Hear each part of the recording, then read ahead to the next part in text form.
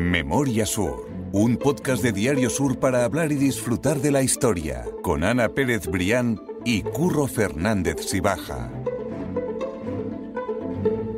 Hola Ana, ¿qué tal? Hola Curro, buenos días. Como estamos a las puertas de Semana Santa, tenemos que seguir con la tradición que tenemos, y es que cuando llega ese fin de semana el Domingo de Ramos, hagamos un capítulo especial de Semana Santa.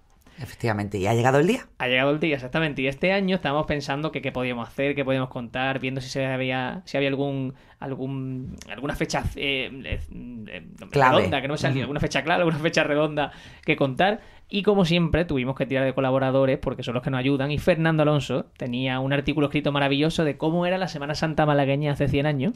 Y que a mí me ha encantado y me ha divertido mucho leer, la verdad. Fernando, ¿qué tal? ¿Cómo estás? ¿Qué hay? Muy buenos días. Fernando, muchas gracias. Bienvenido. Muchas gracias. Ya se Recurrir a él siempre es una garantía de éxito. Totalmente. Bueno, Sí, que el otro día le escribí, oye Fernando, algo de... Porque es que es verdad, es que en cuatro años hemos hablado 4 años, sí. de muchas cosas de la Semana Santa, no solo en Semana Santa. Pero yo confiaba en Fernando y sé que es que él recopila muchas anécdotas pequeñitas que luego va cosiendo y te queda, bueno, pues el artículo maravilloso que tiene escrito y que vamos a reproducir hoy en el podcast. Totalmente. Este artículo salió en el año 2020, que no hubo Semana Santa, por la pandemia. Fíjate. Y es verdad que nos quedamos todos, porque claro, la pandemia estalló en marzo, y yo creo que faltaban 20 días para que empezara la Semana Santa, y aquello fue tristísimo. 20 días, sí. Yo me acuerdo de ese Jueves Santo, ese Viernes Santo, que fue cuando se llegaban a los 1000 muertos diarios, que era una cosa tremenda, y nadie sabía dónde iba a llegar esto. Fue la Semana Santa más triste una tía mía, que vive en la Plaza de la Constitución, me envió un vídeo de Domingo de Ramos a las 12 de la mañana tocando la campana de la catedral y la imagen de la Plaza de la Constitución a las 12 de la mañana, cuando estaría aquello, la pollinica completamente vacía, la campana de la catedral, un día soleado además, y me parecía tristísimo. Hay imágenes que se quedan en el recuerdo. Y imágenes como la de la Plaza de la Constitución, la calle Lario, el Paseo Marítimo, vacíos. Y el Domingo de Ramos a las 12 de la mañana. Sí, efectivamente. ¿no? Que es uno de los momentos. Y entonces por eso escribimos este artículo, en ese momento. ¿No? Si hablamos que en ese 2020 la Semana Santa pues fue una Semana Santa que no fue, literalmente, tú cuentas que hace 100 años tampoco estaba Málaga precisamente en una situación de bonanza, ni de una situación de estabilidad, ni mucho menos. Sí, yo he recogido aquí algunas cosas. Sobre todo fue la gripe. Hubo un episodio de gripe que se llamó la gripe española en el año 18. Elías de Mateo ha recogido que hubo 1.500 muertos en Málaga, que es una barbaridad. Una barbaridad para una población que serían de 150.000, lo que entonces vivía en Málaga. Y además había una gran conflictividad obrera. Acababa de terminar la Primera Guerra Mundial y fueron años de una gran conflictividad, hasta el punto de que muchas fábricas hubo huelgas. Las cofradías en Málaga que estaban empezando ya a repuntar porque después empezó la agrupación de cofradías, ya nació la agrupación de cofradías. Bueno, pues muchas cofradías estaban ya comenzando a reponerse y a principios del 20 también Filosera, todo eso, con todo ese tipo de cosas. Tengo aquí, por ejemplo, cosas como la Esperanza no pudo comprar las túnicas de nazarenos que tenía previsto por la huelga esta precisamente que hubo en muchas fábricas catalanas, ¿no? Claro, estamos hablando de esas cofradías que ya tienen más de 100 años, obviamente, claro, en esta Semana Santa de Málaga. También lo hizo en el año 1920, porque el año 21 empezó la agrupación de cofradías, que es la más antigua de España. Pero justo el año antes, ¿cómo era la Semana Santa de 1920? El año antes de que se fundara la agrupación de cofradías, ¿no? Hablamos también de que como tú estás diciendo, todas esas revueltas sociales que hubo llegaron a afectar a la Semana Santa.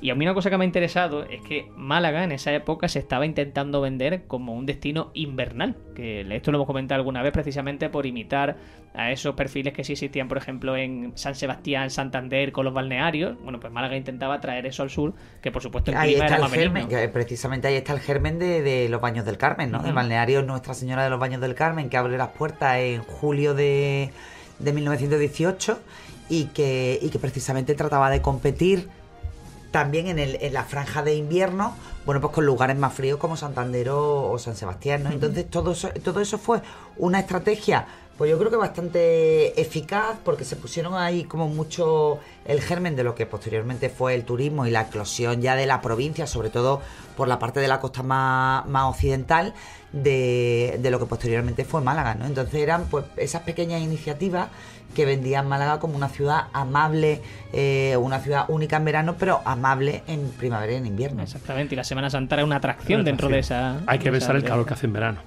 también. Entonces, claro, invierno, estos días de diciembre, de enero, soleados en Málaga, que son auténticamente maravillosos, es lo que se quería vender en Málaga. Fiestas de invierno, se hacía también el carnaval.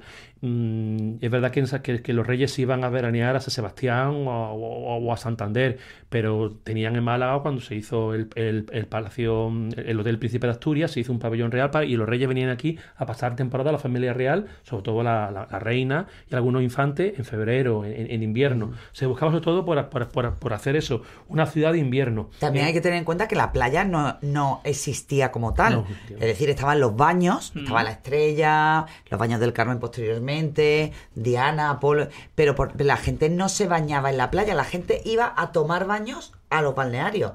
Lo hemos contado un montón de veces, separados por sexo, con las lonas, con las cubetas de agua más o menos templada o agua fría, pero el litoral todavía estaba dedicado a la actividad industrial. Y a la pesca, ya está. Sí, efectivamente. Nada más que había los pescadores. También tenemos que decir que el año 19 se inaugura el aeropuerto de Málaga, que es el aeropuerto más antiguo de España, de los que siguen en funcionamiento. Hombre, el rompedizo del año 19 había un vuelo a la semana, yo no sé cuánto había, muy poco. Pero había. Muy poco, pero ya empezó el primer... Entonces ya esos son síntomas de que ya comienza a funcionar, ya comienzan los años 20, que fueron años de crecimiento y de prosperidad.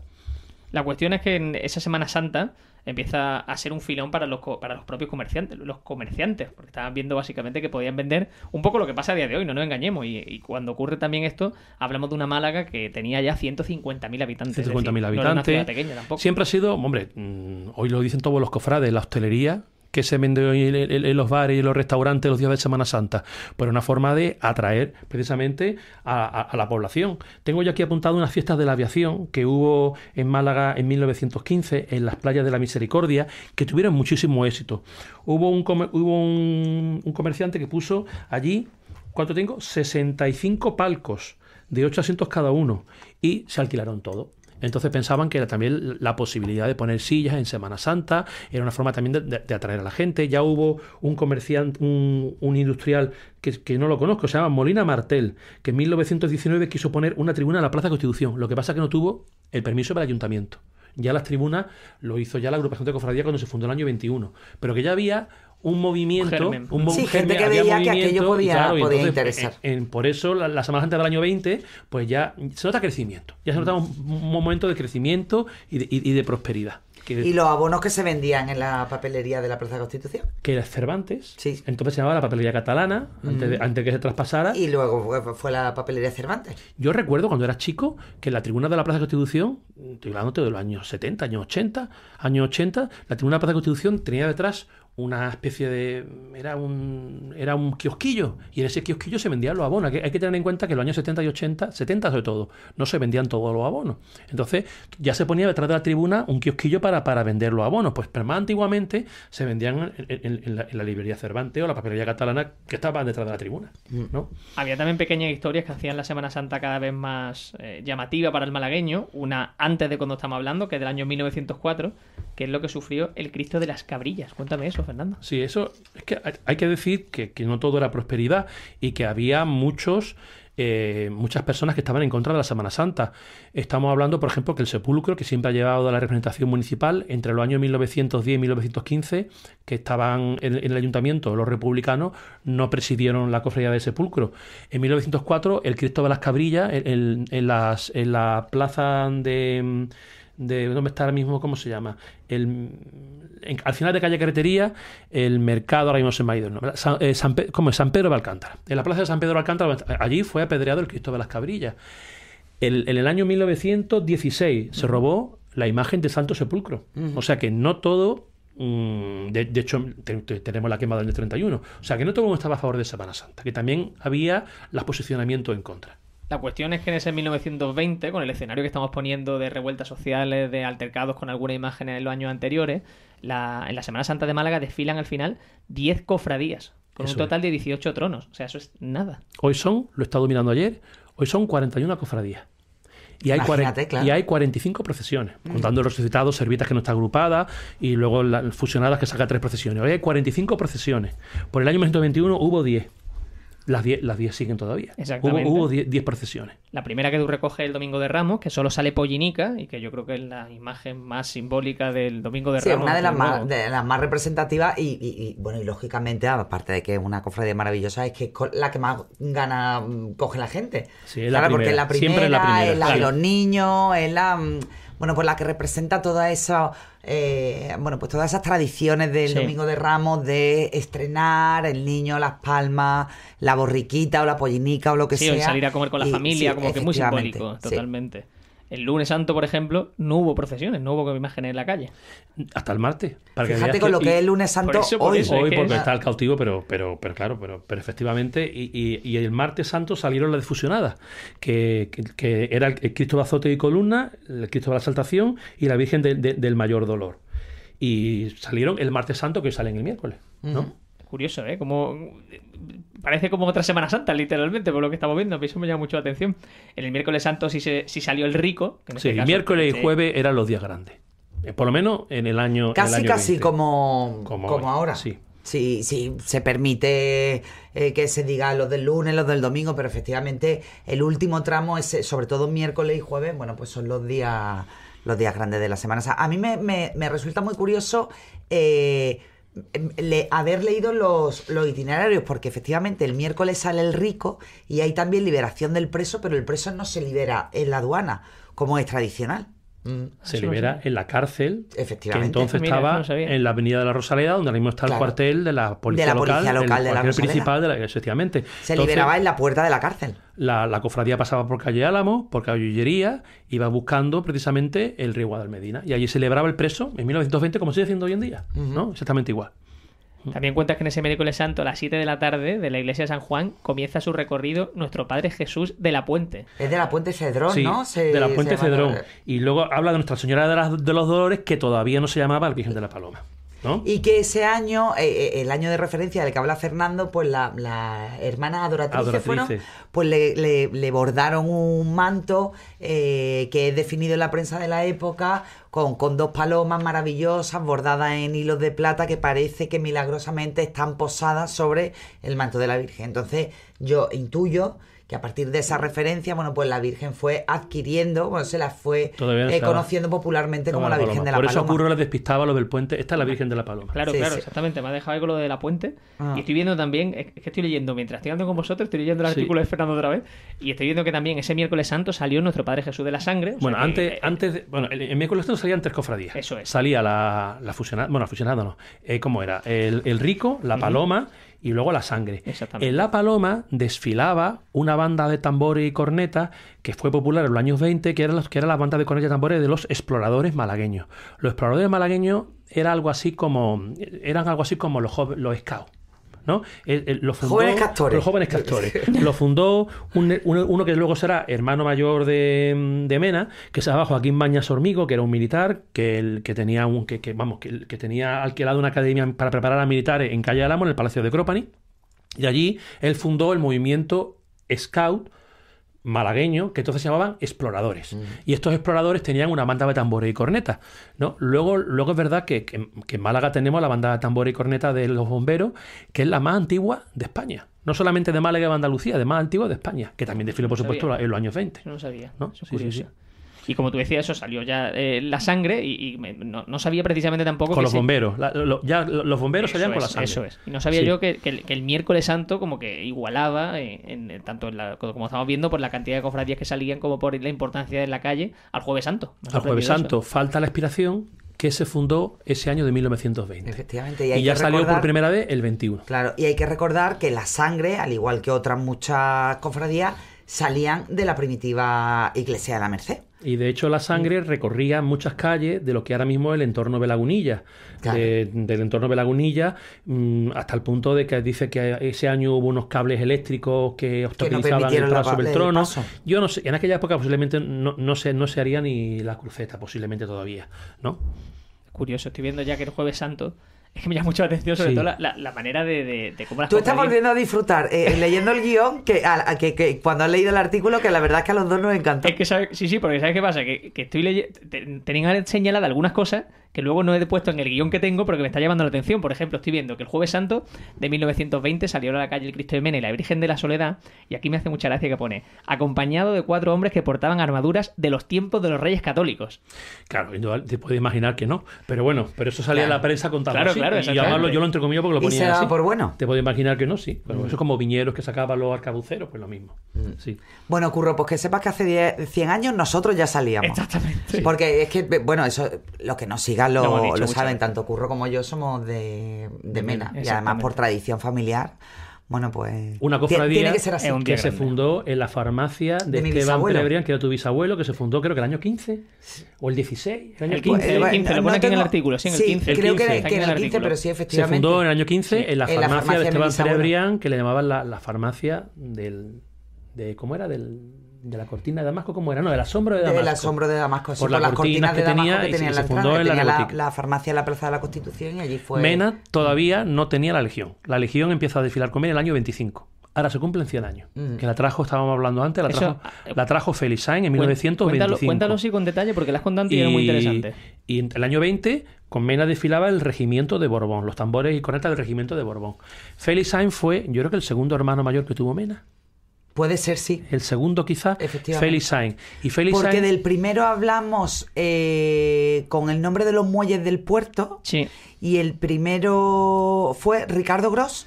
Puede ser Ricardo Gros. Orueta. No me acuerdo, pero es posible. Sí, El sí, primer sí. hermano mayor de... a ver si Félix Sainz no fue el segundo y fue el tercero. Pero bueno, De los primeros. fue Joaquín Mañal, que he nombrado antes, el de los exploradores malagueños, ese fue el siguiente después de Félix Sainz.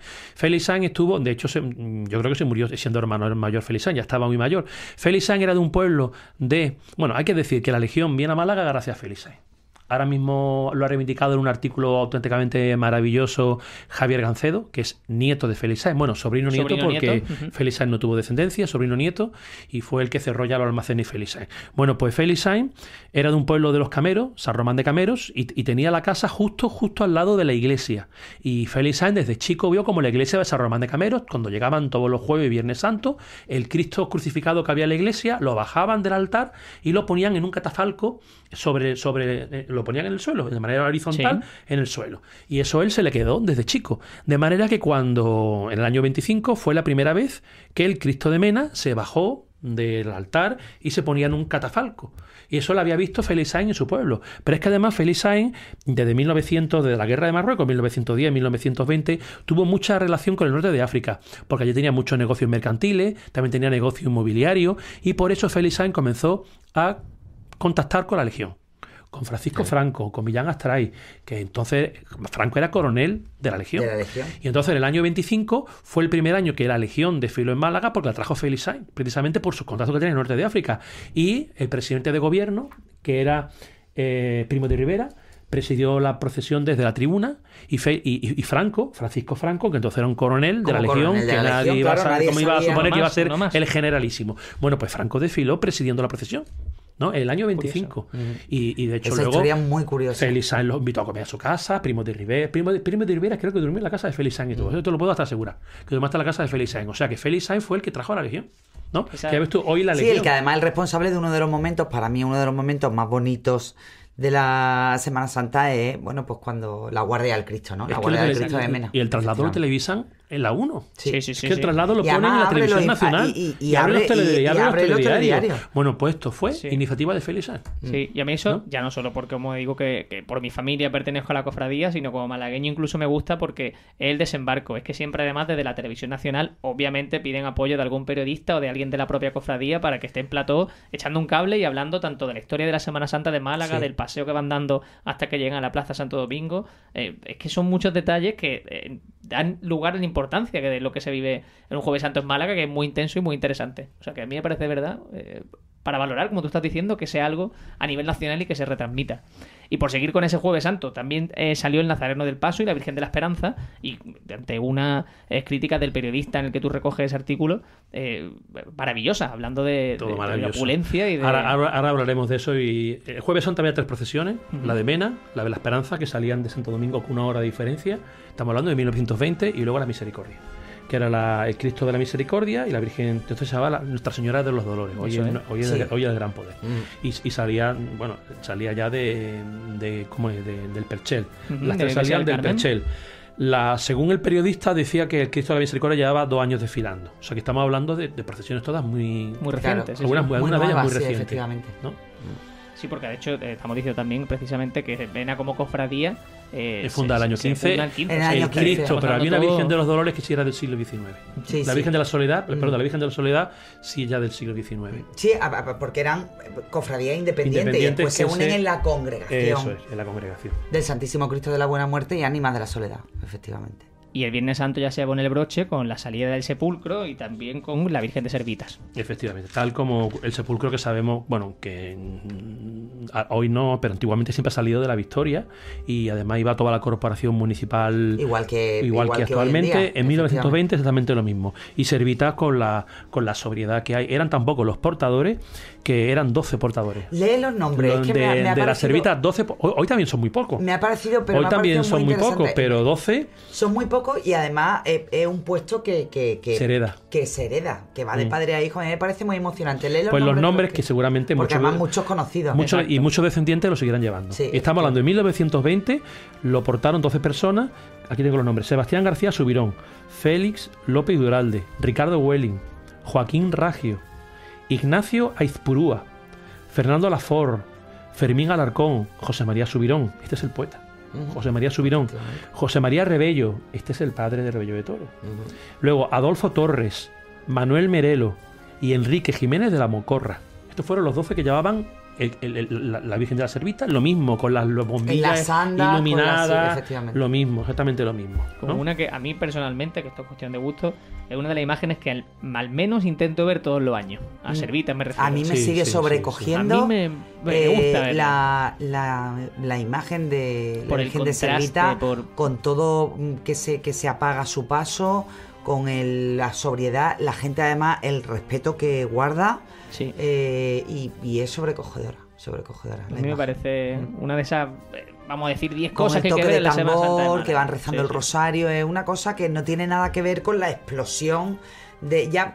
Es verdad que ya el Viernes Santo pues más sobrio, con el sepulcro. A mí el sepulcro también me sobrecoge, me impresiona muchísimo. Pero claro, tú te pones con el jueves, que es la auténtica locura, con el miércoles, bueno, con el resto de los días, y el Viernes Santo realmente tomas conciencia como cristiano, como católico, de lo que es la pasión y muerte de Jesús. Yo creo que llega mucho toda la simbología, independientemente de que crea o de que no. Si eres una persona medianamente respetuosa y medianamente, no sé, interesada y que, bueno, implicada en la cultura, yo creo que el Viernes Santo es un día que llega muchísimo. Totalmente. Y que tiene mucho sentido. Y a la gente le encanta la Servita, ¿eh? Sí. A la gente la Servita es una cosa que le llama muchísimo la atención. A mí me encanta ir con mi padre. Yo cuando era más pequeña, para mí el broche de la Semana Santa era ir con mi padre a ver Servita. Pues esta fue la Semana Santa el año antes de que se fundó la agrupación.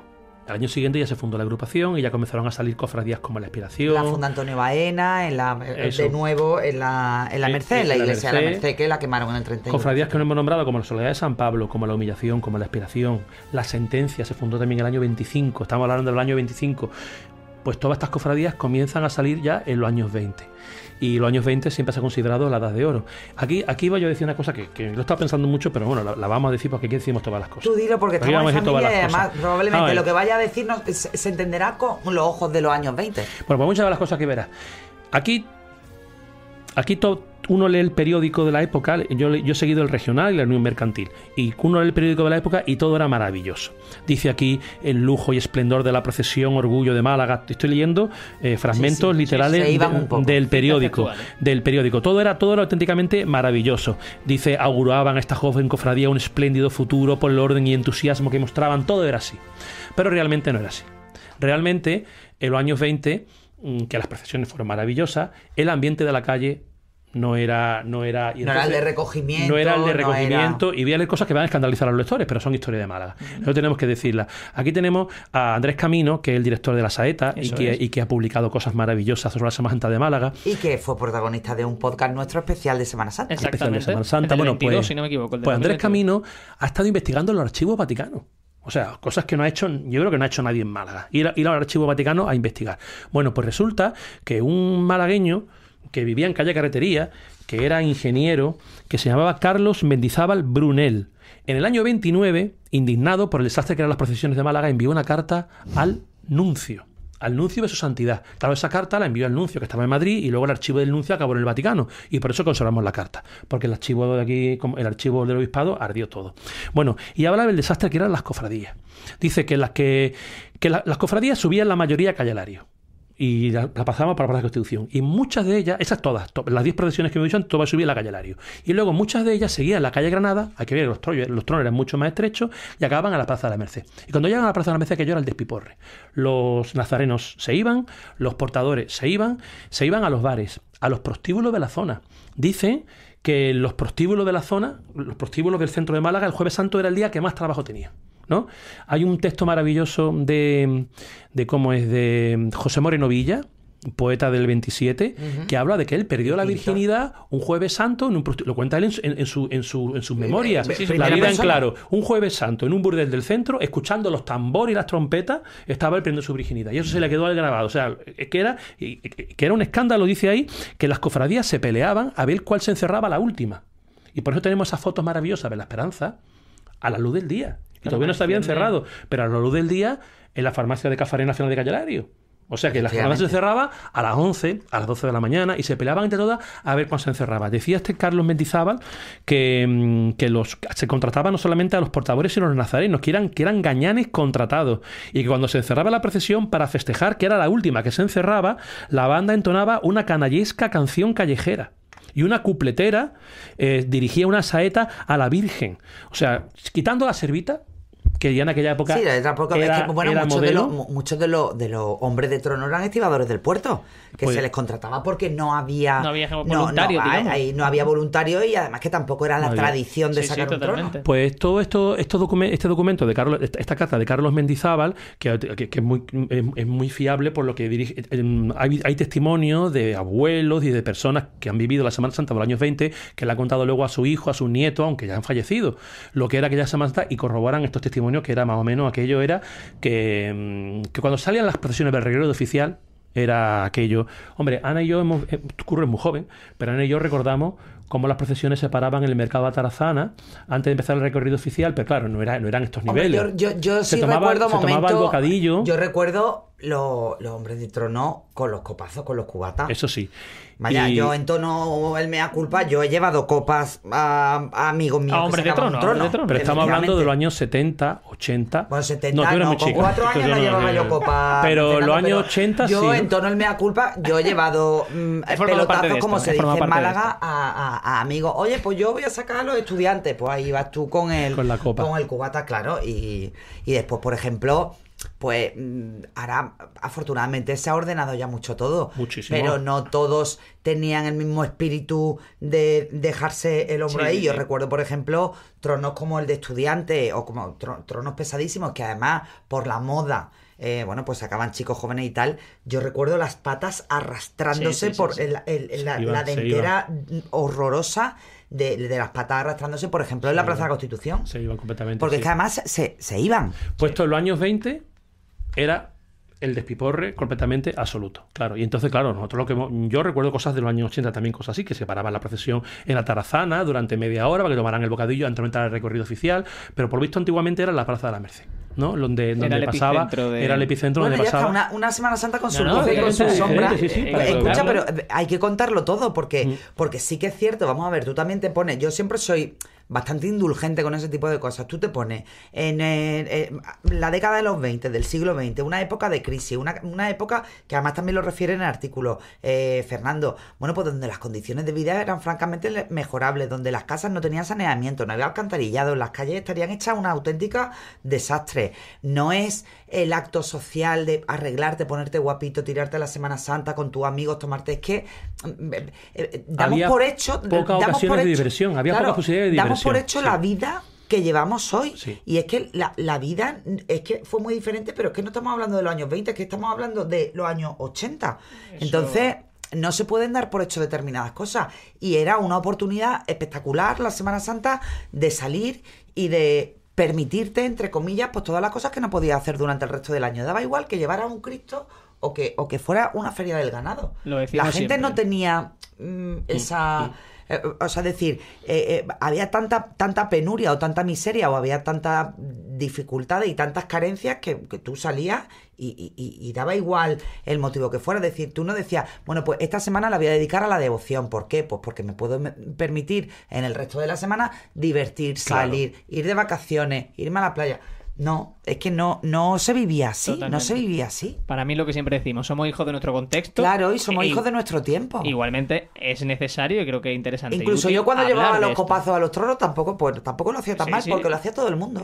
Y la gente fumaba en los tronos y claro... El contexto, entonces al final ahora creo que es también... una barbaridad, ¿no? Por supuesto. Ahora no, ocurre, y afortunadamente yo creo que se ha llegado en los años 2000, año 2010, se ha llegado a una perfección, a una plenitud, digamos que estamos que han sido años buenísimos, los años 2000, año 2010. Vamos a ver, y siendo una Semana Santa alegre, una Semana Santa del sur, una Semana Santa que no es festiva, que no es la Semana Santa castellana. Se ha buscado el orden, se ha buscado el orden. El respeto dentro del fervor, y el fervor entendido como algo que te exalta, o sea, realmente que bueno, pues que la Semana Santa de Málaga, las del sur, transmiten muchas cosas. Yo creo que fue a partir de los 80. Y el ruido, a partir de los 80, en los 90 fueron ya muy buenos, los 90, los 2000, sí. La cuestión es esa, que lo que decimos, que somos hijos de nuestro contexto, tanto el reciente como el antiguo, y que es necesario que valoremos y que contemos toda esta historia, porque el resultado de hoy, por supuesto, como te decía Fernando, es maravilloso. Claro que las cosas no son magia. Hay muchísimo trabajo de gente implicada y gente que de manera, me atrevería a decir en el 100% de los casos, es altruista total.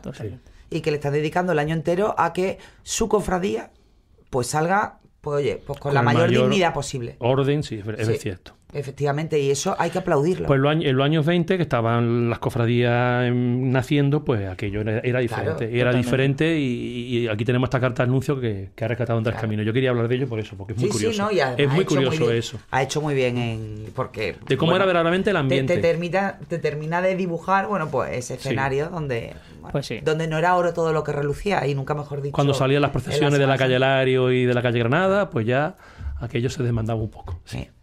Chicos, nos vamos de tiempo, pero a mí me ha gustado mucho el capítulo. Yo creo que merece la pena, ha sido muy ilustrativo. Yo espero que la gente disfrute de esta Semana Santa, que los que no la sigan tanto le den la oportunidad de verlo. Que no llueva. Ay, sí, por favor. Que no llueva. Que el año pasado salieron 20, creo que eran 22 procesiones de 45. 22 de 45 y las 22 que salieron con la más tremendo. Con el ojo puesto en el cielo. Que llevamos 2 años sin ver al cautivo. Sí, efectivamente. 2 años sin ver al cautivo, que se dice pronto, ¿eh? Exactamente. Sí. Pues nada, este año va a ser fantástica. Desde aquí, desde Memoria Sur, bueno, pues le deseamos a todos una buena Semana Santa, que hay tiempo para todo. Y que nada, que nos vemos a la vuelta. Bueno, nos vemos el domingo que viene. Nos escuchamos el domingo que viene. Nos escuchamos la semana que viene. Fernando, a ti mil gracias. Espero muchas gracias a vosotros, como siempre. Muchas gracias a vosotros por hablar de un rato de estas cosas de mal. Bueno, ya de mesa de camilla ya no tanto, que ya empieza a hacer calorcito. Yo voy a hacer calor, totalmente. Ya vamos a cambiar la mesa de camilla por la mesita en la playa en el Chiringuito. Exactamente. Pues Ana, nos vemos el Jueves Santo. Vamos, por supuesto. Mil gracias. A ti siempre, Curro. Memoria Sur es un podcast de Diario Sur. Escucha un nuevo episodio cada semana en iVoox, Spotify, Apple Podcasts y consulta las referencias de este episodio en diariosur.es.